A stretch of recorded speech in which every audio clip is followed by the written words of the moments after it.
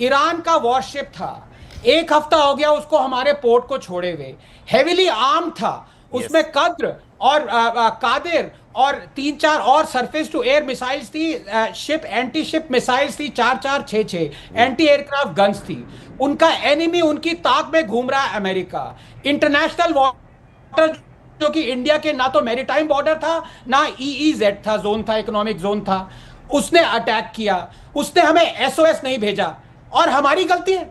ये जहां पे ये अटैक हुआ वो इंडियन ओशन का 97.2% एरिया है जो कि इंडिया कंट्रोल नहीं करता है।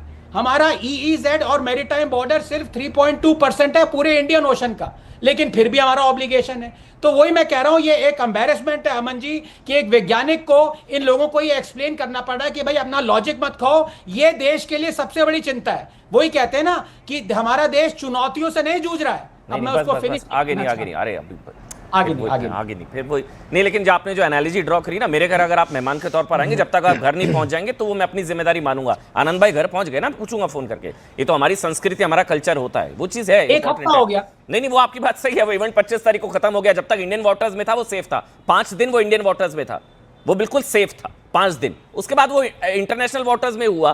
मेरे ख्याल से अजीज भाई इस बात का जवाब दे देंगे, क्योंकि अखिलेश यादव जी ने बहुत तगड़ी आपत्ति दर्ज कराई है।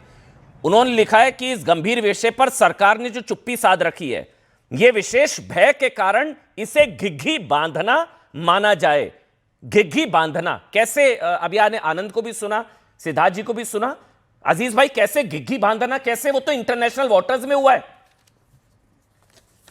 देखिए अमन भाई, अभी मैं सिद्धार्थ जी को भी सुन रहा था और आनंद जी को भी सुना। इनको अतिथि से कोई लेना देना नहीं है। हमारे देश की तहजीब है अतिथि देवो भवा। इनको नहीं मालूम, इनको तो राजनीति से मतलब है। और इनको इससे भी मतलब नहीं कि वो अमेरिका जो लगातार धमकी दे रहा है, डरा रहा है, तरह तरह की बातें कर रहा है, उसका तक तो ये जवाब देते नहीं है। उसके बारे में तो ये 2 शब्द बोलने में इतनी बड़ी दिक्कत हो गई। वो ट्रंप जो लगातार हमारे देश के प्रधानमंत्री को लगातार डराने की कोशिश कर रहा है, कह रहा साहब इनकी राजनीति खत्म कर देंगे अगर हम चाहे तो। हमने इतनी बार, कम से कम 60 से 65 बार कहा, हमने वार रुकवाया, ना जाने क्या क्या स्टेटमेंट, और उसके बावजूद भी एक शब्द हमारे देश के प्रधानमंत्री नहीं बोल पा रहे। जब वहां तो एक शब्द बोल नहीं पाए, नहीं वैसे तो मुझे लग रहा है इस पे बोलना तो चाह रहा था आपको अजीज भाई। अरे सर सुनिए ट्रंप ने जवाब दे दिया था कि शहबाज शरीफ जिंदा बच गया, भारत तो मार देता। अरे सर कंफर्म कर दिया था, वही ट्रंप है। सुना नहीं? अरे सुनिए सर एक मिनट, अरे वही ट्रंप ने बोला कि 3.5 करोड़ पाकिस्तानी मर जाते, शहबाज जिंदा नहीं बचता अगर भारत ना रुकता। तो वो आपने सुना नहीं? भारत तो किस मोड में? अरे सर मैं सब सुनता हूं। जी जी, वही ट्रंप है जो मुनीर को बुला करके अपने साथ में दस्तरखान पर खाना खिलाता है। क्या सुनना चाहते हैं आप? वो भारत को नीचा दिखाना चाहता है। क्या रहे हैं? नहीं सर, हम अजीज भाई, आपको भरोसा है ट्रंप पर? नहीं है। अगर है भरोसा नहीं ट्रंप पर है तो फिर वो नहीं, ट्रंप पर भरोसा नहीं है तो जो हमारे देश के प्रधानमंत्री को, प्रधानमंत्री को जलील करेगा, उस ट्रंप में मुझे कतई भरोसा नहीं। सुनिए मेरी बात, उनकी बातों पर भरोसा कर रहे हैं? फिर आप उसी की बातों को कोट किया ना आपने मेरे को, शायद अभी आपने ट्रंप की बातों को कोट करते हुए मुझे कहा कि ट्रंप ने ऐसा कह दिया, वैसा कह दिया। अब आप कह रहे हैं मुझे भरोसा ही नहीं है। मैं सर, अब आप सुनेंगे नहीं तो फिर कहां से?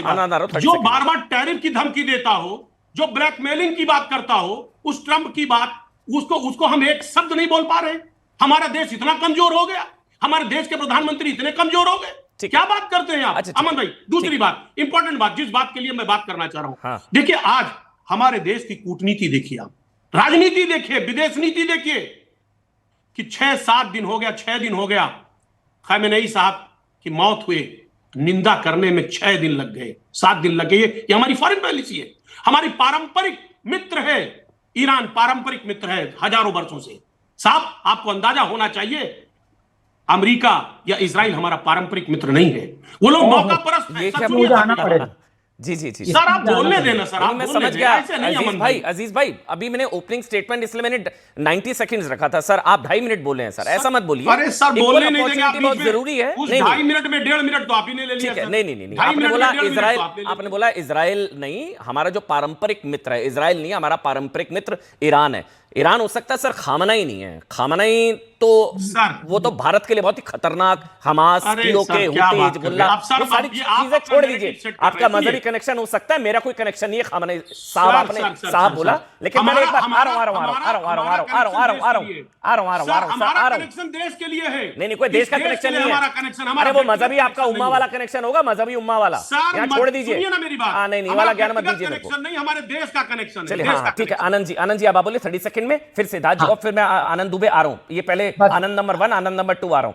हाँ आनंद दुबे आ रहा हूँ। आनंद जी, आनंद रंगनाथन बोलिए, जवाब दे दीजिए 30 second. Siddharth ji. Thank you Aman ji. एक तो मैं पहले आपका शुक्रिया अदा करूंगा और अजीज जी का भी, सबका। इतनी अच्छी डिबेट चल रही है, हम सब अपने पॉइंट्स रख रहे हैं, कोई लड़ाई झगड़ा नहीं हो रहा। मैं 2 चीजें कहना चाहूंगा। आपने भी और सकता है आपके दर्शकों ने एक फिल्म देखी होगी, अतिथि तुम घर कब जाओगे। भाई हमें बता दीजिए अजीज साहब, हम कब तक किसी अतिथि को अतिथि माने। 1 हफ्ता हो चुका है, जैसे शादी में कोई आता है, अब सबको फोन करते हैं क्या घर पहुंच गए, घर पहुंच गए। वो घर पहुंच जाते हैं भाई 150। ये अतिथि को भगा दो। अजीज जी अपनी टर्न पर बोलेंगे सर। अजीज भाई, अच्छा लगेगा ना, प्रॉपर डिबेट हो पाएगी। और आपकी बहुत इज्जत करता हूं मैं, आपकी बहुत इज्जत करता हूं। आप अभी समाजवादी पार्टी में, कल बीजेपी में होंगे, उतनी इज्जत करूंगा। लेकिन मैं आपसे एक बात पूछना चाहता हूं, भाई कब तक मेहमान रखेंगे? 20 दिन तक मेहमान रखेंगे क्या? अब वो चले गए, हमने उनकी बड़ी खातिरदारी करी। इंडियन वाटर्स में होते बात दूसरी थी, अब वो इंटरनेशनल वाटर्स में है, चले गए। उनका किसी से दुश्मनी चल रही, हमारा क्या लेना देना? कब तक माने कि आप मेहमानगिरी करते रहे? नंबर 2, ये जो अजीज साहब कह रहे हैं कि ईरान हमारा दोस्त था, थोड़ी सी हिस्ट्री पढ़ लेते। फिर वही वैज्ञानिक बता रहा है, एम्बैरेसिंग है। 1971 में सारे अरब देश इराक को छोड़ के पाकिस्तान के साथ थे। गोल्डा मायर इजराइल ने हमें एकदम क्रूशियल, हमें मिसाइल्स दी, हमें पूरा सपोर्ट दिया एमुनिशन का, जिससे बांग्लादेश वॉर हम जीत पाए। और उसके बाद 1999 में कारगिल में यूएस की सैंक्शंस थी, हमसे कहा कि नहीं, लेकिन लेजर गाइडेड एमुनिशन किसने दी? इजराइल ने। Iran was against us. Operation Sindoor में सिर्फ 2 देशों ने हमारा साथ दिया। वो 2 देश कौन थे? ईरान नहीं था, तैवान था और इजराइल था। तो आप प्लीज अपना मजहबी, अगर आपका जैसे अमन जी कह रहे हैं वो प्यार अलग हो सकता है, लेकिन देश का प्यार अगर किसी और देश ने दिखाया है तो वो इजराइल ने दिखाया। मैं उसकी कदर करता हूं। वो मजहबी कनेक्शन है, मजहबी कनेक्शन खामनाई के साथ होगा। लेकिन खामनाई ने तो इंदिरा गांधी को धोखा दिया 65-71 में। आज कांग्रेस कह रही है खामनेई, इंदिरा गांधी को धोखा देने वाला खामनेई। उस वक्त ईरान, खामनेई नहीं, उस वक्त ईरान 65-71 ईरान ने धोखा दिया। 65-71 सिंदूर से लेकर तमाम चीजें। मैं कह रहा हूं हमास तो POK तक पहुंच गया था। हुती, हिजबुल्लाह और हमास के पीछे कौन? मैं तो मानता हूं कुछ लोगों को बुरा लगे, विवाद होगा, लेकिन प्रॉक्सी टेरर टर्म, या कह लीजिए या उसके जनक भी कहा जा सकता है। कुछ लोग मानते हैं प्रॉक्सी टेरर के जनक खामनेई, कहते हैं कुछ लोग मानते हैं। सिद्धार्थ जी आप बोले, लेकिन एक कमेंट में पहले आप जो 2 मेहमान है उनका ले लेता हूं, आनंद दुबे जी और नूर अहमद अजहरी भाई। लेकिन पहले एक बार आनंद दुबे, आपका सवाल, इसको लेकर जवाब, सवाल आपसे, ये इंटरनेशनल वाटर्स में हुआ ना सर, इसमें हाउ इज गवर्नमेंट रिस्पॉन्सिबल? कैसे, आप अगर आप बता पाए, आपका टेक क्या आनंद जी? अमन भाई नमस्ते जी। नमस्ते। देखिए, पूरे दुनिया में इस समय युद्ध का एक वातावरण तो बन ही गया है, लेकिन उसमें भी हमारा भारत सबसे सुरक्षित है, सबसे बेहतरीन हमारा देश है। कल ही हम सब ने होली मनाई, तो किसी को घबराने या डरने की पहली बात अमन भाई कोई ज़रूरत नहीं। आप भी लोगों को यही बोलिए कि हम सब एक हैं और नेक हैं और सेफ हैं। अब रही बात युद्ध की, तो जब कोई 2 समूह, 2 देश, 2 समुदाय, कहीं भी जब 2 लोगों के बीच में युद्ध होता है तो धर्म अधर्म के बीच में ही होता है, क्योंकि दोनों जगह धर्म होगा तो युद्ध होगा ही नहीं। न्याय और अन्याय के बीच में होगा, क्योंकि दोनों जगह न्याय होगा तो युद्ध होगा ही नहीं। और सत्य और असत्य के बीच में, दोनों जगह सत्य होगा तो भी युद्ध होगा नहीं। अभी जो युद्ध हो रहा है, ये युद्ध में एक ही कारण है, इजराइल का दुश्मन आतंकवाद, अमेरिका का दुश्मन आतंकवाद, भारत का दुश्मन आतंकवाद। तो ये आतंकवाद एक बंधन बनने का काम कर रहा है हम तीनों देशों के बीच में। अमेरिका, इजराइल और भारत, दूर दूर रहते हैं हम, लेकिन तीनों का दुश्मन एक ही आतंकवाद। अब आतंकवाद को समाप्त करना है तो भाई इकट्ठे आना होगा। एक मिनट सर, अब रही बात, एक मिनट मुझे बोले दीजिए। ताली नहीं आनंद भाई, मुझे कंफ्यूजन हो गई है।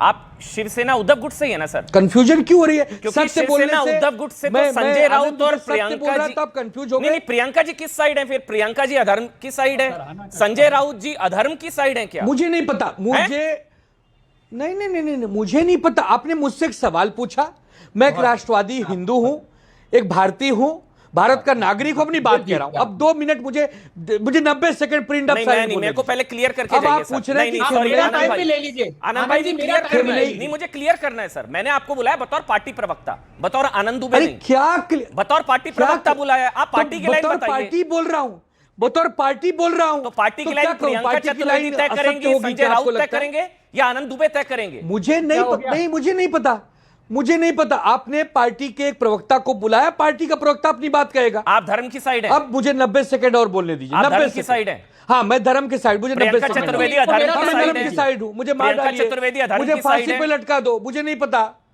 संजय राउत मुझे अधर्म नहीं की साइड पता वो है। कौन सी साइड है। मैंने तो उनका बयान देखा सुना नहीं। आपने मुझे एक अरे सवाल नहीं, पूछा, आज ही मैंने उसका पोस्ट किया जवाब प्रियंका जी दिया। अब ने मुझे कि 90 सेकंड बोलने दीजिए। खामनाई के मरने पर कॉन्डोलेंस की मैं मांग कर रही थी। खामनाई के मरने की अरे चिंता उद्धव गुट अरे को। सुनिए, मुझे मेरे 90 सेकंड की बातों में सब कुछ आ जाएगा। चलिए, 90 सेकंड। बोलिए। एक जंगल था अमन भाई। अच्छा। उस जंगल में हजारों की तादाद में भेड़ बकरियां जा रही थी और वो कह रही थी कि आसमान लाल होता है। सामने से एक हिरन आया। हिरन ने कहा नहीं मेरे भाइयों, आसमान नीला होता है। बहस हो गई। सारे भेड़ बकरियों ने मिलकर हिरन को खूब मारा, घायल कर दिया। मामला जंगल के राजा शेर के पास पहुंचा। शेर ने जब पूरी कहानी सुनी तो शेर ने कहा कि आसमान लाल ही होता है।